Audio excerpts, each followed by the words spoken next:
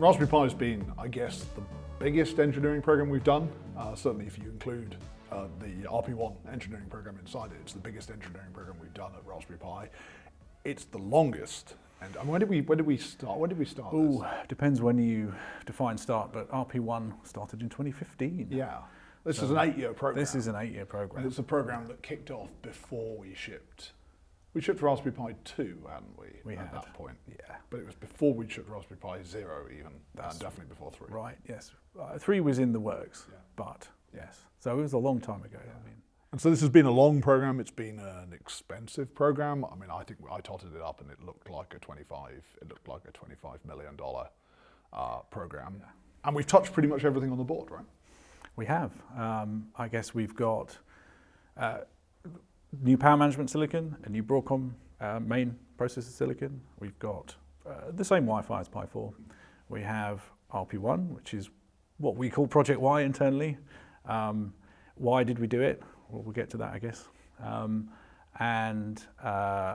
I guess there's some other interesting Pi 5 things like intrusive reflow. Again, we'll probably talk about that in a minute. But there's been a lot of stuff packed into this. Although it looks quite a lot like a Raspberry Pi 4, I guess, there is an awful lot of new stuff. It looks a lot like a Raspberry Pi 3 because you've trolled everyone, haven't you? That's true. What did you do? I had to move the I had to move the Ethernet connector back from where we put it on Pi 4. So it had to move on Pi 4 because the Broadcom, the pin out meant that we had to bring the wires across the top, again, the sort of the layout of the board meant this time we had to move it back to the bottom again because we needed space to get the Project Y Southbridge chip and the Ethernet PHY underneath, and that just naturally made it fall back into the standard Raspberry Pi layout that we've had since B1, B plus in 2014. Yeah. So that worked well. That worked quite well. I guess the thing to say about this board is it's super, super tight, right? Everything's been co-designed, so we work with Dialog to design the power management chip, with Broadcom on the Broadcom main SoC. Obviously, we designed our own Southbridge for the I/O, and each of those we've co-designed the pin out so that all of the wires come out in the right direction. And I think you see this when you look at the top Yeah. of the board.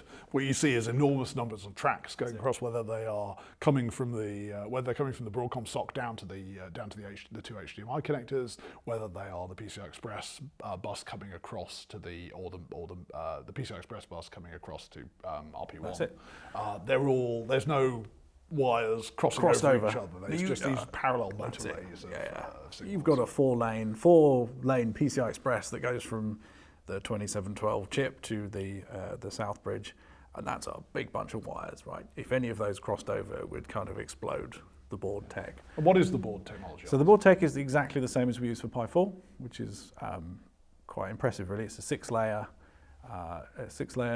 board, and we have what's called HDI, which means you have some laser vias in there. So you have laser vias from the top layer to the second, 1 to 2, and then also mirrored on the bottom. So do you have buried vias in the middle? And you have buried vias in the middle. Okay, so you've got 1 to 2, so you've got 6 layers of PCB, and the connections between layers of the PCB are 1 to 2, 5 to 6, and then 2 to 5. So in the middle of the board, and that's a fairly mild. I think probably when we started Raspberry Pi, that was quite a high tech. It was high tech when we moved to it. Yeah. It's I think it's quite standard now.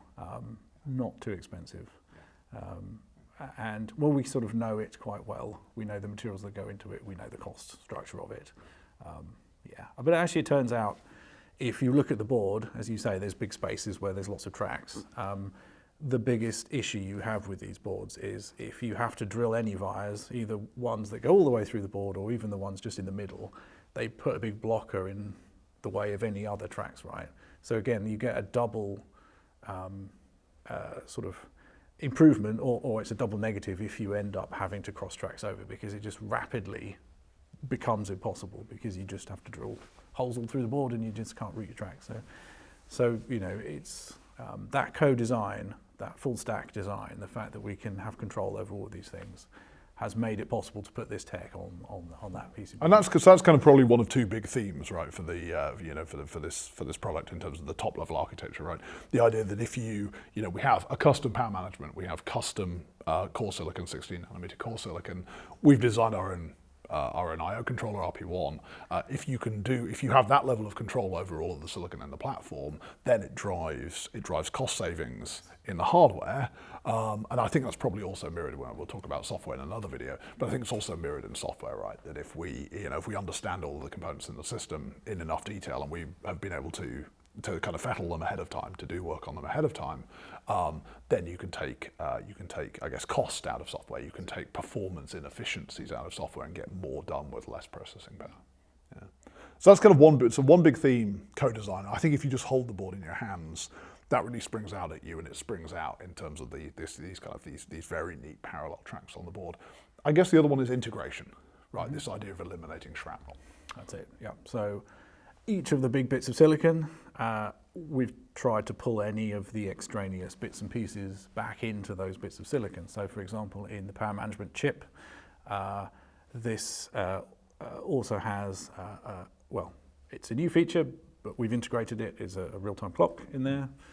It's a much requested feature. It's a much requested feature. It controls the power button, again, a much requested feature. We've got... Congratulations. So after 12 years of Raspberry Pi, we finally have an RTC and a power button. And it pulls in some of the other things like HDMI, sort of 5 volt power switching and things like this. So little bits of power switching. Places where you would have had 5, 10, 15 cent little pieces of silicon out on the board. Yeah. Now those have all been mostly slurped up. Pulled into the main silicon. Devices. So all these features that we've had and we've known about and we know we want, we try and pull them into the main silicon. It's been a feature of all of the platforms, but I think this is the culmination of all of that plus extra goodies as well. Because it's kind of had this product has had the longest gestation. It's had 8-year gestation, and that's meant there are a lot of these things that you can't, if you only have, I guess, 2 or 3 years of visibility. It's very hard to hoover these things up into core. That's right. Into the core silicon. And I think having that vision from the beginning of the whole South Bridge, and we'd make that do all the I/O. That's kind of driven the layout of the board all the way through. So we knew when we were talking to Broadcom how the thing was going to lay out, or how we envisioned it, and actually it did turn out to, it all fell into place quite nicely. So we've had, there's that thought was there right from the beginning, which has been, it's good to see it play out and actually work. Yeah, it looks really cute. It does look really cute. So there's a, but it still has more placements than any previous. It does. It has more components on the board than it's, any other previous. The Broadcom silicon is very fast. It's a big chunky processor. If you look at the power management chip, there's a whole ton of inductors around there. One of the top of the chip, there's 11 inductors. There's 11 inductors, and there's a quad phase, sort of 18 amp supply for the core. I've been branding it a 20 amp supply. Well, yeah, we'll do 20 amps, right? So what does that mean, quad phase? So that means that you've got effectively 4 switching controllers that are working in antiphase. So you can either have one massive great inductor, or you can have 4 smaller ones that switch faster. And the 4 smaller ones that switch faster have some advantages, like it can control the voltage at a finer time. So the way the switcher works, you've got your 5 volts, and then you have your output. The output of sort of 0.7 to 1 volt. Yeah. And then you have an inductor out into the system, and then depending on the voltage that it observes coming out of the system, it has a clock period, and it connects the high voltage to that node for a fraction of that clock period. Now, then with a single phase, you have a single clock period, and suppose I use half that clock period. So what you're saying is quad phase. So you could imagine dual phase, where you have a clock period which is like this, and another clock period which is like this, and then you have 2 of these switches feeding the same node. This is where you actually have 4 which are 90 degrees, which are kind of a quarter out of phase, right? Yeah, so I guess sort of the way I think about it is, these things are running at per phase 2 megahertz, and they're all interleaved, so your total the total rate that the thing can adapt to any kind of voltage change that it's looking at is much faster. Yeah. So you're going to get effectively an 8 megahertz. That's right. A new opportunity to make a different decision. Because of course you have this processor which can be sat there in idle, and then a moment later can suddenly decide to run as hard as it can. That's an enormous that's going to pull enormous amounts of current out. Being able to discover in a 1/8 millionth of a second rather than 1/2 millionth of a second that you need to do something. That's going to be useful. Right? Yeah. So that also means that you need less capacitance on the output, right? So less sort of less buckets of charge that need to sort of compensate for the fact that this big beast of a processor can suddenly pull all the power in nanoseconds. Yeah. I guess it's an important part of the co-design point, right? That if you try and build systems like Raspberry Pi out of generic merchant silicon, you end up effectively having to put the next biggest thing. We require 8 rails, so we have the sort of 7 relatively low current rails and the 8th very high current core rail. Maybe somebody won't quite sell you that device, and so you end up having to kind of supersize your power management chip and take extra wasteful cost in that corner of the board. If you can get somebody, as we have with Dialog Renaissance, if somebody will design you exactly what you need, then there's that much less fat, and you can get that much more done for your dollar. That's right. Yeah, and yes, it is kind of exactly what we need, which is great. There's no wasted silicon there doing nothing, which is nice, right? And we've managed to arrange it. We knew it was going to go in the corner of the board, so we spent a long time with Dialog, now Renaissance, iterating the sort of layout. So the package thermal simulation, the layout, the die, everything's all been designed to sit on the Raspberry Pi 5. And actually, again, that's another one that's just turned out to be really nice. It's a beautiful piece of engineering, right? A lovely bit of engineering, yeah. Now that also has our PD. That also has the client. That has, PD yes. system. So it's got a inside. So that's it's USB PD, USB power distribution, power delivery. Power delivery. So this is your new modern USB PD, USB-C, which has this thing called USB PD power delivery, which is a serial interface that allows your power supply to talk to your power sink. The boards can request data from the supply, or they can request different voltages, right? So standard voltages are 5 volts, 9 volts, I think 15 volts. So we have that ability now to talk to PD supplies, which is useful. Because we have a PD supply. Because we're now launching a new supply with this product, which is a PD supply. So our PD supply is a bit special because so we need more power into the board, right? So we've got a much more chunky processor that can pull a lot more power when it's really heavily loaded. And we have an aspiration to be able to deliver more downstream power to USB devices. Exactly, yeah. And other things plugged in, hats, PCI Express, things like that. Fan. So we wanted more power into the board.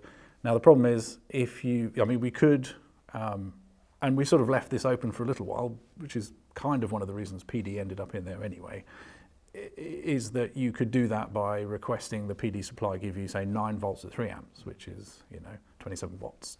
That's the standard. But then you've got to convert that on the board from, 9 volts down to 5 volts and all the other rails. And that's cost. So it and costs silicon, switching lost. And it cost you efficiency. So you end up throwing money at the problem and throwing power into the board, you're wasting energy.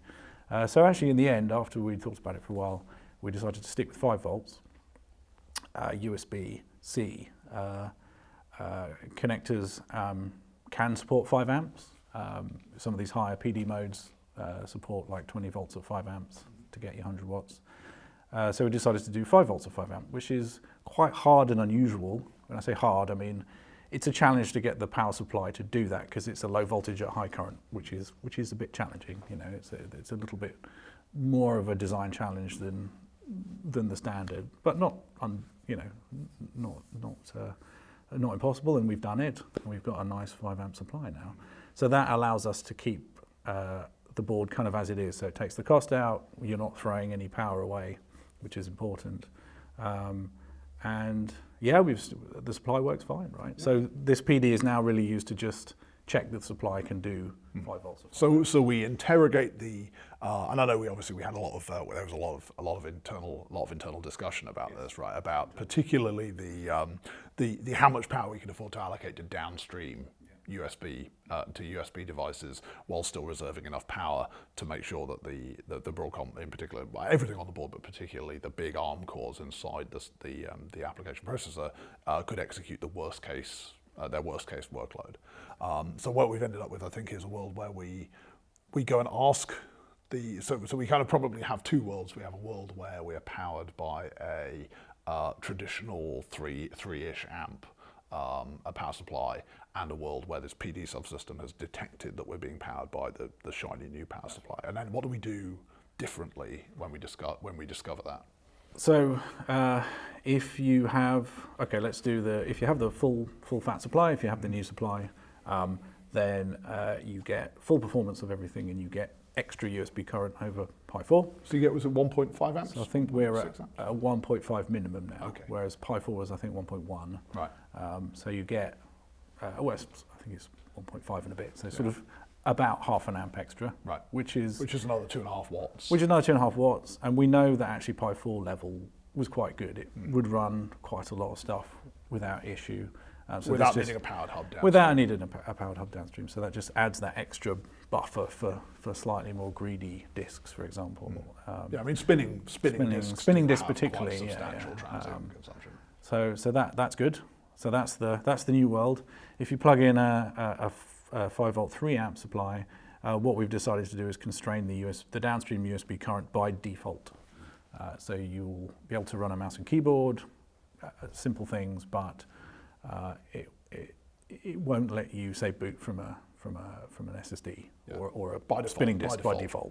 And you can override that. Yeah, so it's about making it default safe, right? This thing comes out of the box. That's right. If you plug a mouse and a keyboard into it, you'll be fine. If you want to plug more stuff into it, you'll be fine. Unless you, I think when we're talking about worst case workload on the ARMs, we're talking about pathological workloads, workloads which are really designed to stress the power supply to its limits. That's right. So I think what we're expecting, right, is that for most use cases, you will be able to disable this feature, even and with it'll kind of be fine, yeah. But if you do plug lots of things in, again, we're just trying to get away from having something that's marginal and causes confusion. Yeah. So hopefully it's clear that, this way round, if you buy the new supply, it's all great, and we're not making those supplies particularly expensive. As with anything. And if you don't want to buy the new supply, it's also still It's great. also fine, and you just turn off the protection feature, which is a fairly easy thing to do, and everything's fine. But just be aware that if you do load it up, then you may suffer some instability, but in unlikely scenarios, I suppose. So that's the bottom left of the board. We mentioned RTC. How does that work with respect to batteries? So we don't ship the board with battery. It's got a little 2-pin connector. We have a little cell on a flying lead, with a much sticky like you laptops and places have, that you can buy and plug in, and then the RTC will keep time over power outages. I mean, it'll keep time anyway, as long as it's plugged in. even if the board's powered off, as long as it's got 5 volts coming in, it's going to keep time. But if you want it to be, completely separate, keep time over, when it's unplugged, then you need the battery. And then the power button, how does that work? We have a power button. Yeah. I can't believe it. Works like a power button. We even have a power button we even have a little button on the case. The case, again, the case is, we've had time, a little bit more time than we normally would to iterate some of this stuff, and the power button works really nicely with the case. The LED is right behind the button, so the different kind of coloured light comes out very nicely, and the button presses to press the power button. So you've got a little bendy bit of plastic so which pushes on the switch on the board. John did a great job of iterating until we got a really nice sort of solution to that. So how does it work? I guess much like a laptop sort of power button, when you first plug the Pi in, it will do what a Pi normally does, which is just power up. If you just power it from the wall. If you press the button, Linux should see that, and it should be able to sort of power down the system. Press it again, it will come back up again. Hold it for 5 seconds, it will hard reset, much like a laptop. And then press it again to turn on. And then press it again to turn on. And that's about it. Yeah, I think the only other kind of like special feature we've put into that is if you've got a host machine, you plug that USB-C into the Pi with the power button held down. The Pi will boot into USB boot mode. What that means is the host machine can put, upload firmware into the Pi. So this is if you somehow brick your flash on the board. This is RPi boot mode. This is RPi boot mode, like compute modules have. This is a way to enable that. You're still using the same button. Get a lot of value out of that button. Yeah, we've made it do as much as we can. It's kind of hard to squeeze a button on the outside. Yeah, I think I saw somebody. There's no space for two buttons. I think I saw someone suggesting using it as an input for the. I think I saw Tim suggesting also using it as an input device for the debug screen, the HDMI debug screen that comes up at the start as well. Yes. Like a 1-bit. Oh, we could do that. Input button. Maybe that will turn up in the firmware. Yeah, I don't know. We'll see. Cool. So that's the bottom left of the board. I mean that itself was it's a small fraction of the board area, but it's worth emphasising it was an enormous. It was a piece of engineering work at Renesas, at Dialog Renesas, but also in for you and the other people in the organisation, specifying and iterating with them what exactly that should look like. Mm-hmm. And that's been going on since 2020. 2020, yes. 2020, yeah, probably. It's pre-pandemic, right? The kickoff for that. Yeah, probably. Yeah, just about. Just about. So that's that corner. That's that corner of the board. The middle of the board, obviously, we have 2712. Mm-hmm. Now that's another generation of the 2700X design that's powered all of the pies. Yeah. We've got those Cortex A76s in there, which are pretty beefy. They're reasonably. There's something like. The sort of back of an envelope number that I have is that they're something like 50 to 60% faster. Clock for clock. Mm-hmm. And we are going to launch at 2.4 gig versus 1.8 gig. So you can imagine you've got about a 33% uplift from clock speed. You've got north of a 50% uplift from architectural IPC. Yeah. So chunky cores. It's chunky cores. Well, you've used it. It's very fast. Yeah. I guess sort of 2.5-ish times. I guess on some of the JavaScript. Right. I mean, I care a lot about the JavaScript benchmarks. I think a lot of people care about JavaScript benchmarks because they are the kind of they are directly relevant to end users, and B, they are hard to forge. It's hard to make it. Some of the simpler benchmarks, Drystone, even things like CoreMark these days, SpecInt, you can build cores which target those benchmarks. You can try and crack the benchmark. It's very hard to crack a JavaScript benchmark without accidentally also making a good core.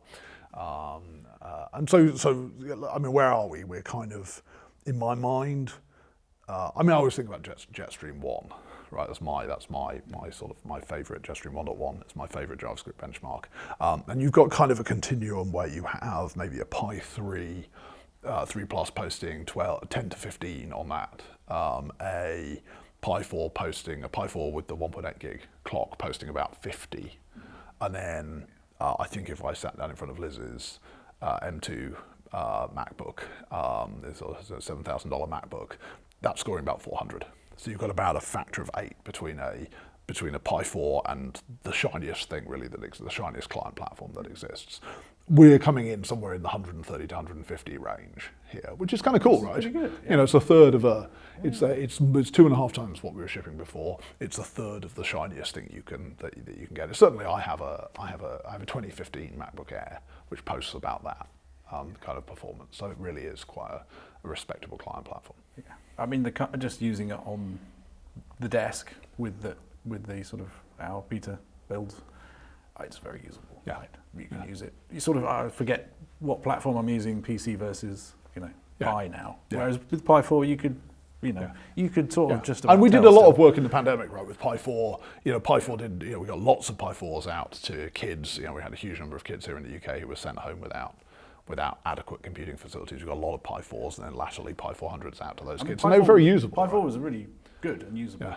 But you can sort of tell it's the kind of difference between good and no compromises. You just don't notice that it's sort of you're not thinking it's a Raspberry Pi. Yeah. And I think Bookworm's fed into this as well. That this is Bookworm is the launch Raspberry Pi OS Bookworm is the launch operating system for this platform. And that came with its own round of performance improvements that have affected all of the previous platforms as well. So you're kind of bringing together kind of two sets of performance improvements at one moment in time. Yeah. No, it's going to be. Well, it is great, right? Yeah. So we've got A76s at 2.4 gig. We've got Video Core 7. So we have the great grandchild of our little baby. Since we built that. Yeah, we built Video Core 4 in 2007 to 2009. Yeah. So this is the distant successor of what we bought and what we built and what we shipped in Pi 1 through Pi 3. Which is very cool, actually. It is very We're cool. getting old, you know. Yeah. It's still got QPUs in it. I know. It's kind of fun. So we've got Video Core 7. It's got more processing elements. It runs a lot faster, so it's running up. I forget what the number is. I think it's about 900 megahertz. Yeah, I think that's where we've ended up there. Yeah. So it's a pretty speedy platform. It's got 12 QPUs in it, I think. So you've got a bigger, faster GPU. Obviously, that's supporting more display output capability as well, right? Yeah. So we Broadcom have increased the display pipeline bandwidth effectively. So we can do 2 4K P60 now fairly comfortably. Yeah, remarkably comfortably. Remarkably actually. comfortably, You know, yeah. as I plug my laptop into a 4K television, and you can feel it struggle. Where this really doesn't seem to break a sweat when you do that. Yeah. And I guess coupled to that is now LPDDR4X, which doesn't change the game very much, but it's a sort of a slightly more energy efficient LPDDR4. We've got about twice the achievable memory bandwidth. So we were shipping LP4 3200, and now we're shipping LP4X 4267. But there are architectural aspects. Inside the architecture, Yeah. That's where the Yeah. difference is Yeah. really more than the. Yeah. I mean, the externals got faster, but So you've got architectural aspects of the 2711 design, the Pi 4 design, that really cut your 3200 down to about 2000. It's very hard to get faster than about 2000 speed grade. So you've kind of got a doubling there. So you've kind of got a doubling of. You've got a lot of doubling in the platform, actually. You've kind of got a doubling of CPU, a doubling and a bit of CPU performance. You've got a doubling of display output bandwidth. We'll come on to RP1 a little bit, and you've got some doublings downstream of that as well. And underpinning all of that is no use doubling all the stuff around the outside if you don't also double your path to memory. Yeah, double your internal performance and double your path to memory. but we haven't doubled the power. So We haven't doubled the power. In fact, I think for typical use cases, it's a rather more. I think we have a few, as you can tell by the fact we've had to make some hard decisions about USB. We have a few edge cases which have higher power consumption. My experience of it is it's a cooler out of the platform. box, it's very similar to the current Pi 4 in terms of thermal. So the idle idling. performance is about the same. The sort of typical performance, my experience is when you put it under typical load, not under pathological load, but you put it under typical load, it's cooler than a similarly loaded Pi 4. That's right. Yeah, you've got quite a lot more performance per watt. In fact, we should probably try and quantify that. But it's a very cool platform for the performance you get. And even these things have, because it's a more performant processor, you just have more dynamic range in the system, which makes the engineering more of a challenge, right? We've got this very beefy core supply, and we've done a lot of testing that shows that there's quite a lot of margin in there, even in the worst case. But that's good, right? You don't want, you've got to. We made People are that. going to enjoy the overclockability. That's it. There's overclockability, but also we had to make this decision quite a long way before we had the actual silicon that it was going to be coupled to. It turned out we made some good engineering decisions there as well. So I think we didn't nickel and dime it. We got it just right. So again, it's another thing that's worked quite nicely. Yeah. And I guess the probably other interesting thing in that platform, PCI Express. For the first time, we have should we talk about what we talked about the board being largely a Raspberry Pi. Should we talk a little bit about the 2 or 3 things that have changed in terms of board layout? What's changed with the FPC connectors on top of the board? All right. So what have we got? So all previous Pis had a display and a camera connector. So this uses the MIPI D-Phi and CSI. Those were 2 lanes. And they're 2 lanes, right? So the 2-lane camera, 2-lane display. And they were nominated. This is the camera. This is the camera. This is the display, and the controllers behind them. They were they're unidirectional fixed. controllers. Unidirectional controllers. So on our RP1, what we've done is we've still got these D-Phi, but they're now 4 lanes, and behind each one is a dual controller. So it can either do camera or it can do display. So rather than the old arrangement, 1 camera, 1 display, each 2-lane, you've now got 2 multi-function ports, 2 multi-function FFC connectors, which are now 0.5mm pitch, so they're physically smaller but have more pins. And they're the same pin out that we use on the compute module boards, the IO boards, right? So it's actually quite a mature. So it's a it's since 2014. It's a fairly so mature. It's the 22-way MIPI port, I guess.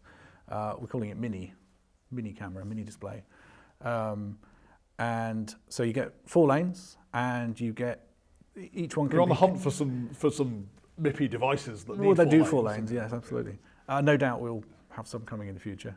Watch this space. But we, each of those can be either a camera or display. So you can have 2 cameras or 2 displays, or one of each. Yeah, in either one. And those are physically located where the old camera, where the AV jack used to be. So I think tell me about the AV jack. This is super sad. AV jack's gone. Sorry. Yeah. Our lovely. Got some pads I can solder to. Yeah. So there are two holes that you can still get TV out, video, composite video. In fact, there's a new video out, composite video system in RP1, which we designed, which can even do some very, I'm told, some very archaic television. Are we going to go down the television museum, or are we going to just challenge the first? So it's 425 line, is it the old? Is it 425? Whatever the old standard. Yeah. Not quite the John Logie Baird standard, but the original Philo Farnsworth. Yeah, it's going beyond. It's really going beyond my sort of understanding. But I understand that there is a very old. The standard. pre-PAL, pre-PAL, definitely, yes. Yeah. So the engineer who did it had a lot of fun making that. Yeah. So we're looking forward to seeing the Raspberry Pi desktop on one of those 1950s televisions with the mirror, where the CRT is vertical and there's a mirror on the top of it. That's going to be an achievement. So you have to work a little bit because you'll have to solder a 2-pin header to get that out. And I guess AV-wise, we sort of something had to give to squeeze everything onto the board, and I think that was probably the least kind of used, and sort of quite a high cost for the function, right? As well, there's quite a bit of shrapnel in that, and you need the connector. So I think it was a reasonable trade. So that's down there in the same place as the AV connector, roughly the same area as the old camera connector. What's happened over on the left-hand side of the board then? Left-hand side. So we talked about the bottom left, middle left. We've got a new flexible FFC connector that does single-lane PCI Express. Mm-hmm. So we did look at sort of trying to see if we could squeeze an M.2 connector or something on the board, but for power and physical space reasons, that wasn't really going to happen. So what we've done is we've got a 16-pin FFC, which carries your single-lane PCI Express and control signals. Which I think we're rating to Gen 2. Gen 2. I think it may do Gen 3, but we're rating it to Gen 2. I think it's got a Gen 3 controller behind it. Yeah, I think the Broadcom Silicon has a Gen 3 controller, but will it be compliant to Gen 3? Maybe, maybe not. I think it's been designed for best effort, but I mean, perhaps it's worth having the kind of brief history of Raspberry Pi I/O controllers, right? All Raspberry Pis have looked like core silicon plus I/O controller, and that's and with some bus between them, and so we had 4.5 generations of product through to 3B plus, where that chip was from Microchip, was one of several chips that we bought from Microchip, and that bus was USB 2, and the thing that came out downstream of that was more USB 2 via a hub and 1000, and then latterly 1000 gigabit, sort of reduced gigabit Ethernet. We then had Pi 4, which pulls Ethernet onto the Ethernet into the main. It brought 2711. So you have an external G-Fi, and then the I/O chip is the VLI 805, which is PCI Express to USB 3. Yeah. And so this is a very standard thing for us, right? Yes. That, you can't always fit all the functionality you want into the core silicon. But this we've taken it to the next level, I guess, in a couple of ways. One, because it's something we've designed ourselves, and two, because we put a lot of functionality. So what's in RP1? What does RP1 do for us? Yeah, lots of things. So I guess USB 3, because that's sort of the most visible, I suppose. So you've got two USB 3. Yes. So it's got quad lane Gen 2 PCI Express to so that's 16 gigabits of bandwidth. 16 gigabits bandwidth. 2 gigabytes a second. So you've got two USB 3, 5 gigabit USB 3 controllers. So each of your blue ports is on a separate controller. which is, if you've got two discs plugged in, that does make a difference. You've got the MIPI camera and display interfaces that we've talked about before. And that's about 4 gigabits each. They are 1 gigabit per lane, 4 lanes. Yes. So about 4 gigabits each. Yeah. It's about a gigabit per lane, yes, that's right.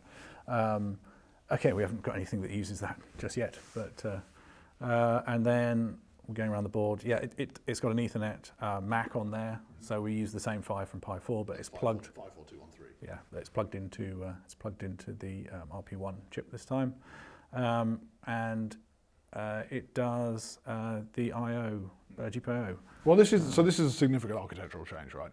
It's a significant architectural change in that what's happened is a lot of that analog used to be integrated into the core silicon. And the nice thing about this is it's let us go down to, so the core silicon is now 16 nanometers. And you can build that 16 nanometer silicon and focus really largely on the digital elements of the design. So that's got HDMI. So why isn't HDMI on RP1? Right, I mean, it's just a bandwidth thing, right? HDMI has very large amounts of bandwidth. 4K P60, I don't know, do you know off the top of your head what the bandwidth is for that, but it's a lot. 6 gigabits per lane, 24 gig. Something, yeah, that sounds about 24 right. gigabits for each port. Times 2. Times 2, 48, 6 gigabytes a second. Right, so 3 times as much bandwidth as the total bandwidth that we can ship across to. So that naturally, and you've got the kind of high bandwidth display pipeline stuff behind it as well. So that doesn't make any sense to ship off across another, even quite high bandwidth interface. We've got SD card still sticks to the main processor for booting, and again, just sort of naturally, because it sits on the left of the board, it makes sense to put it there. And DDR memory, again, high bandwidth, needs to be close to the processor. And then the PCI Express, the user PCI Express port, and then this 4-lane. And then user PCI Express port straight off the main sock, and the 4-lane comes out on the sort of the right-hand side as you look at the top of the board. That feeds RP1. Outrageous amount of co-design there. Yes. You can just kind of go around the ball map. You can see the shape of a Raspberry Pi. When you look at the ball map for that chip, you can see the shape of a Raspberry Pi in the ball map. The Pi absolutely drove the ball map, and then we had to figure out how to make the ball map. The ball map drove the floor plan. Well, yeah. And then drove the chip, right. the chip floor plan. Chip, and you go and look at the die and the layout of the individual analog elements on the die, and some of the digital elements on the die is driven by the needs of the top level. That's this co-design. That's why you need 8 years to do this, right? There is that level of co-design in the system. So this is a pretty comprehensive overhaul, putting all the analog out there. It's a pretty comprehensive overhaul, putting the GPIO connector out there as well. Now, so what changes and what stays the same about? Because of course the GPIO connector is really important to a lot of people who use Raspberry Pi. So I mean the pinout's not changed, and the nominal peripheral functions behind the pins haven't changed, but we do have controllers from different places now because it's not Broadcom's silicon. We've got slightly different. Can you remind me? We've got PL11 UARTs, so they're the same UARTs. That's right. I mean, they're via Raspberry Pi, from ARM via Raspberry Pi rather than via. And I think we've got Synopsys, I2C, and SPI, and I2S. I can't now. The SPI is the one I can't remember. Is whether that's Synopsys or I think it's Synopsys. Yeah. I don't think it's PL22. I think it's Synopsys because we use PL22. We use the ARM SPI on RP 2040. But I think we made the other decision. Oh, it's an interesting point about RP1, right? Maybe we'll talk about that in the video a little bit. But RP1, the clue is in the name, right? It's the longest lived, although it's the latest chip product to come out from us. It's actually the one that started first, and so some of these decisions were made long before RP 2040 was a thing. Right? Yeah, and it's a complicated chip, right? It's got lots of different analog, lots of different clocks. It's RP1C0 because this is effectively the third spin of it, right? We had a couple of engineering. Had a couple of runs at it. Had a couple of runs at it. And yeah, I mean, it's actually turned out really well in the end. But again, takes a long time. Right? So although you have GPIOs on the same pins on the connector, you have alternate function, the same alternate function blocks behind the same pins. The same mux. The mux out is the same, but the controls themselves are different. But we don't expect that to be an issue because the majority of people are interacting with this via libraries. So they're interacting via an abstraction. So I we're mean, expecting no doubt there'll probably be some little corner cases and bits and pieces, but Yeah. we're really hoping that it's sort of 99.9% not an issue. There's a little bit of fun around I2S, right? That the I2S blocks we've got are unidirectional. So the old I2S block in 270X is a transceiver. It's a bidirectional block where what we have is now we have two unidirectional blocks, a TX and an RX, muxed onto the same pins. So there's a few little quirks. There'll be a few little quirks, but the idea is that this decision will live for quite some, for a long time, right? Yeah, we won't have to change it again. I think a lot of the success of Raspberry Pi has been about not introducing pointless compatibility breaks between the continuity of silicon supply, lots of the architectural decisions staying the same from generation to generation. So this is a compatibility break, but it's a minor compatibility break, and it's one compatibility break every 12 years. So expect another one in 2036, 2035, 2036 maybe. The expectation is that this RP1 can live for several generations of Raspberry Pi. Right? I mean, even if we spin it to change it a bit, which I suppose we may do, the logical structure will stay. The logical structure will stay the same. We won't again pointlessly break anything. Right? We'll really try and keep it the same. But this was your concept from like 2015, 2016. It's effectively a chiplet architecture, right? It's before before chiplets were cool. We were building a chiplet. We just didn't know it was a chiplet then, right? Pretty much, yeah. We've now someone's come up with a name for it. Yeah. But this idea of putting the right stuff on the right process node, so it's a 40 nanometer chip. 40 nanometers remains a great process for doing analog on, right? It's a good process. It has been a bit constrained, but less so now, and it's relatively inexpensive. And we're well understood, and we're very familiar with it, right? So it's worked to our favour for sure. And if it's the first chip you do, you want to do something that you're familiar with. But even despite that, I think it's the right kind of process to put all this stuff on. So. Should we talk about manufacturing briefly? Because there's one some big other manufacturing, certainly one big manufacturing change. What's that? That's right. So this has been another thread in the how do we make Pi 5 better? How do we make it cheaper?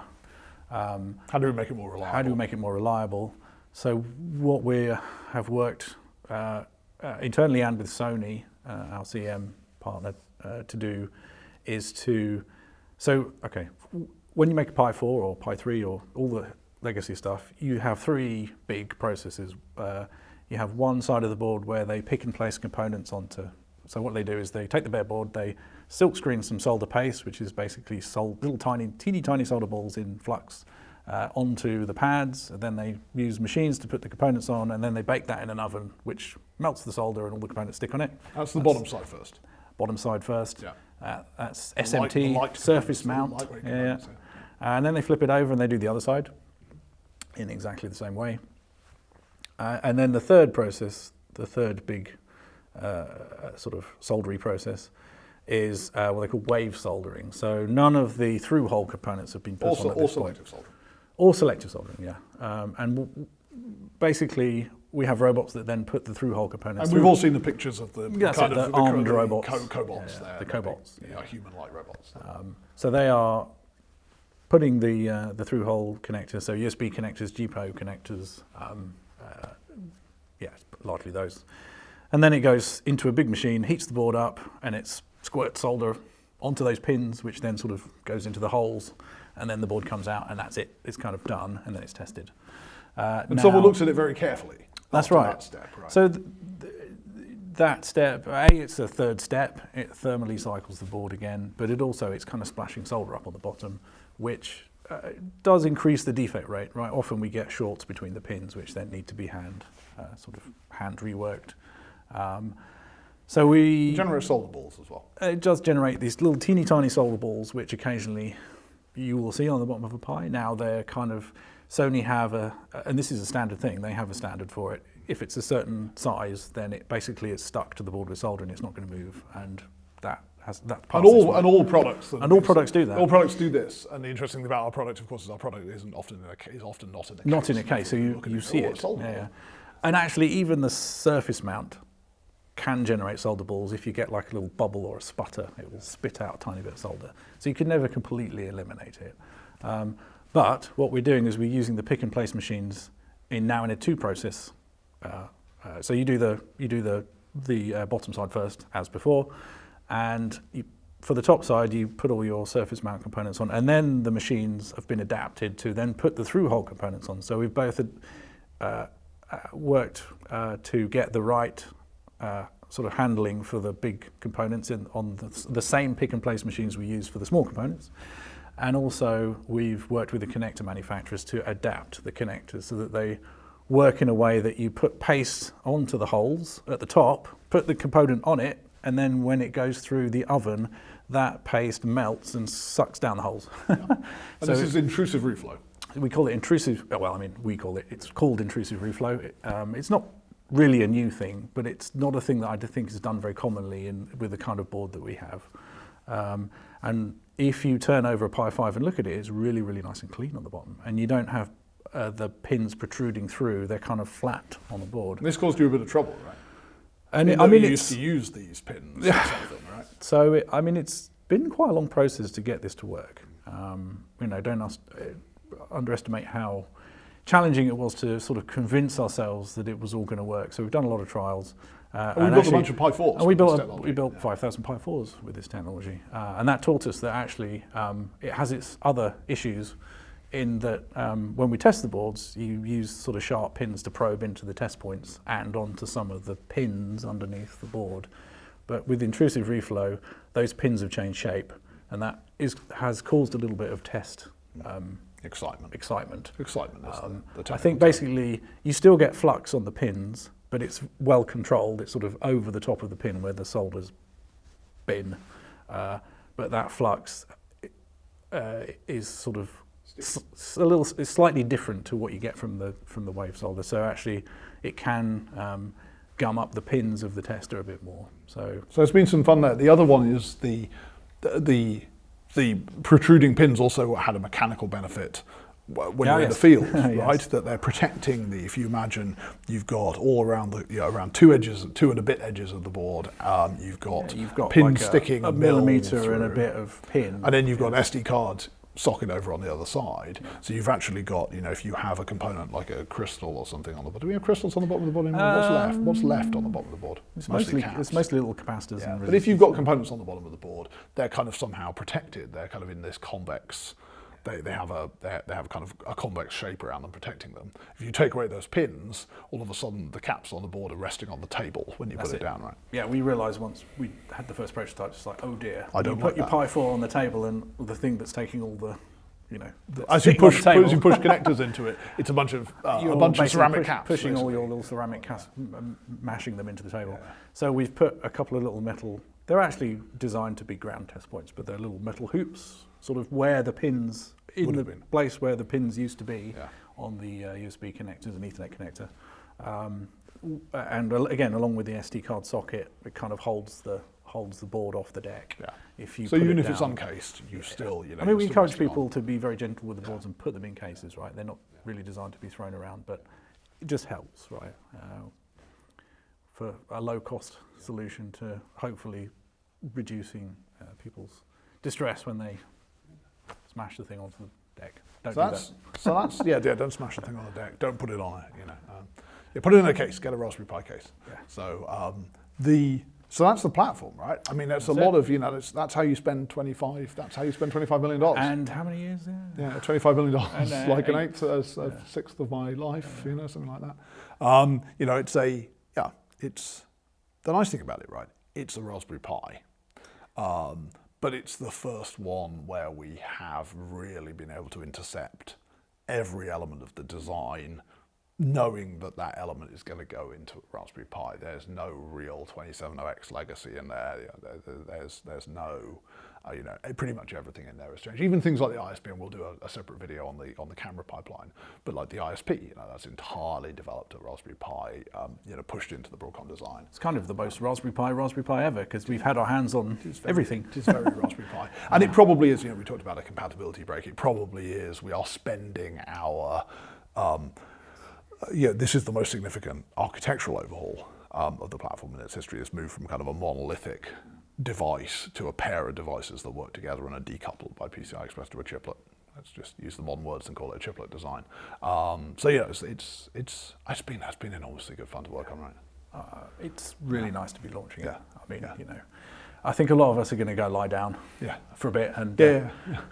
And I mean, it's also great that it gives us another chance to talk about what the chip team have been working on, Yeah. right? Oh, yeah. That, you know, we have a lot of people working at Raspberry Pi on silicon, and yeah, we probably have more people working on silicon that could be justified, and for a longer period, they can be justified. You know, RP 2040 is an amazing object, but you know, it represents maybe a quarter of the work that the chip team have done since 2015, and the vast majority of the rest of that is in this device, is in RP1. And I'm amazed that nobody asked, I'm going to say it now, I'm amazed nobody asked us what RP1 was. Yeah. Because when we did RP2, you know, RP 2040 has RP2 written on the top of it. Yeah.